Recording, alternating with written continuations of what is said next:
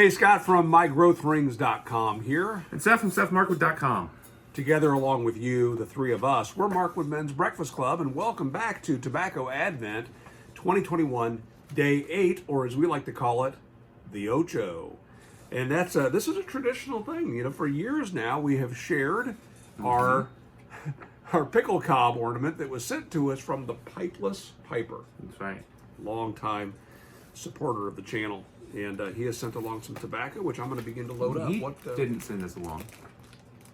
He didn't? The Pipeless Piper? Oh, that's right. No. Who sent this to us?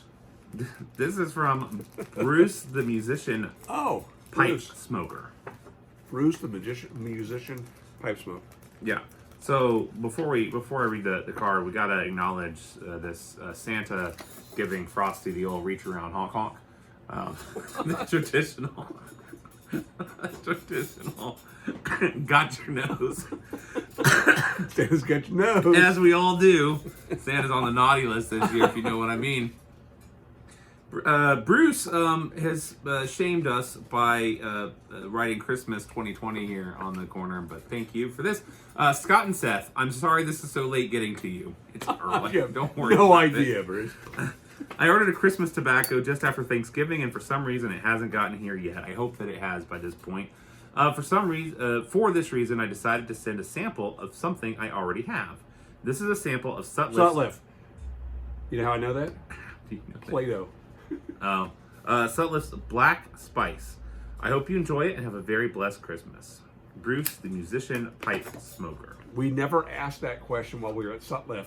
Sutliff tobacco has a mild Play-Doh taste to it. There's something that they do that gives it a Play-Doh taste, at least on the light up, the initial light. It's so funny. You know, it's like how who was it that had the ketchup taste? What? Perique, isn't it? No. There's a company who Heinz. Who's the company? That's not MacArthur. What am I thinking? McBaron?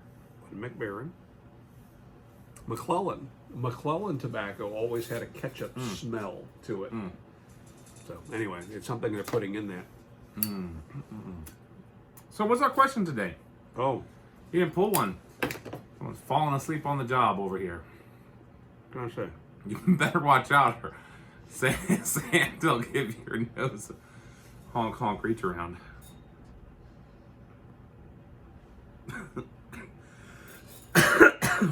If you had one opportunity to run a restaurant, what would you serve?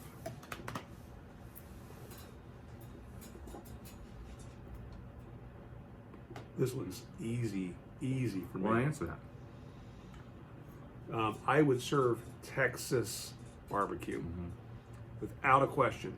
And I would do just as they do in my favorite Texas barbecue places. I would have brisket. I would serve some form of pork, either ribs or pulled pork from pork butt. I would have chicken, and I would have the best sausage on the planet, and it would be a jalapeno cheese Jalapeno, yeah. sausage. No question. And the sides, you know, you go to some barbecue places in Texas and they phone in the sides. But some of them will have one or two that really shine. I don't understand why they don't just perfect that thing, because so much of the sides taste like just a generic Baptist potluck macaroni, you know? Because they know why people are there. It's not for the mac and cheese. No. I would love to have that restaurant where people would come just to have the mac and cheese. Oh, it's like a North Carolina barbecue place. Well, that's because Where that serves brisket, right? Yeah, you might as well just enjoy You the don't mac come and for the cheese. brisket. Don't come, but the mac and cheese is great. Yeah. They're starting to come around a little bit. We now have a few that do brisket okay. Have you been down to the smoke pit yet? The problem here Is that Lexington? is, Where is that? Yeah, Salisbury. They don't. It's not the bulk of what they cook. Right. So they'll It's not cook their a expertise. brisket a day, maybe.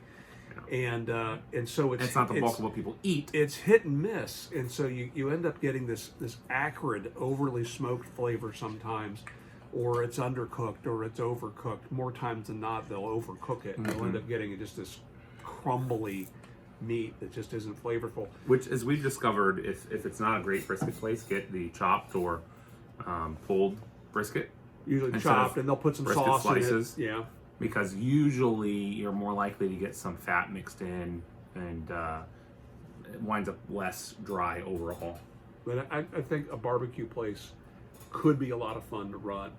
Could be. But I think just like any food service like that, especially though with barbecue, where you start your cooks 12 hours or so ahead of your service, it could be very frustrating. Your food costs could just be astronomical because what if it sleets? Well, you just made a whole bunch of meat that no one's going to have. Yeah. Right? But this is maybe a good reason to do it in Texas as opposed to North Carolina. How about you? I don't know. Barbecue is my initial thought as well, but I wonder if it would become less fun over time. I mean, cooking barbecue is fun, but doing it as a restaurant, I think, would be less so. Would suck the fun out of it, and also it is a huge time investment for you starting out or for employees. The thing my mind immediately jumps to, and this is no good. It would probably end up being a burger place, but my mind immediately jumps to The Office, where Michael Scott is telling Ryan. It's an episode, if you're not familiar, where they make the commercial, and he is going to pay to make their own version of the commercial because the marketing executives have pre-made 90%, and they just get to have a 5-second clip at the end, where they're all waving or something. And he calls Ryan and says, I'm creative, and Ryan says, no, you're not a creative. It's like you wouldn't open a restaurant. He said, you're not a cook, so you wouldn't open a restaurant. He says, I can't cook, but I am going to open a restaurant. It's Mike's Cereal Shack, and just serve cereal. Why aren't there any just cereal restaurants? There have been, and they go away because who wants that? Well, then maybe I would open a mac and cheese place that is known worldwide for making the best brisket in town. The mac and cheese is just so, but the brisket, top notch. So I was at a place in Manhattan that all they serve is rice pudding. Of all the things that you could make, rice pudding. But man, is it good.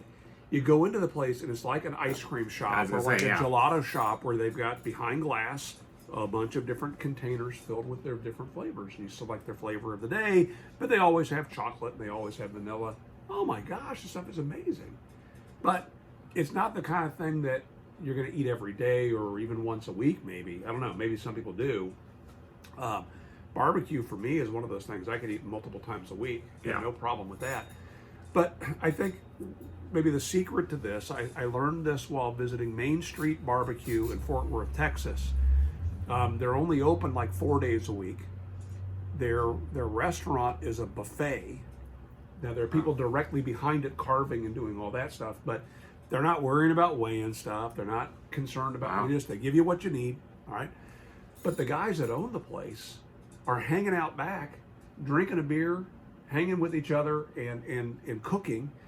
And the reason why they're only open 4 days a week is the rest of the week they compete. They travel all over and they compete in these smoking events. That's what they really want to do. They just basically fund bankroll it. Right? Yeah. And that's smart. But then the more trophies you bring back, the more street cred you get for your barbecue, and so on and so on. And their one of their claim to fames, or kind of a monument, is they have this smoker that's shaped like an armadillo, and it's got the smokestack is the tail of the armadillo, and you walk through a smoking competition, you see the armadillo, you know it's those guys. However, the bulk of what they're cooking in a I don't know if it's a Southern Pride, but anyway, it's basically it's a big industrial, looks like Looks like an air conditioner, like a giant box, and it makes very consistent food. But the stuff that they're cooking to serve the judges, they're cooking in the armadillo. So the armadillo itself is an offset smoker. Yeah. But I think they've really tuned in that idea of, we got people that are hired to run the retail business. We're doing what we enjoy, which is cooking and competing. Yeah. That's how you make it. That's the way you have to do it. Make it fun. Maybe a quesadilla bar as well. Not bar, but like a Moe's, or build your own pizza, like a Subway sort of place, but with just quesadillas. That'd be fun. You got a name for it? The cheese is on the inside. It's a long name.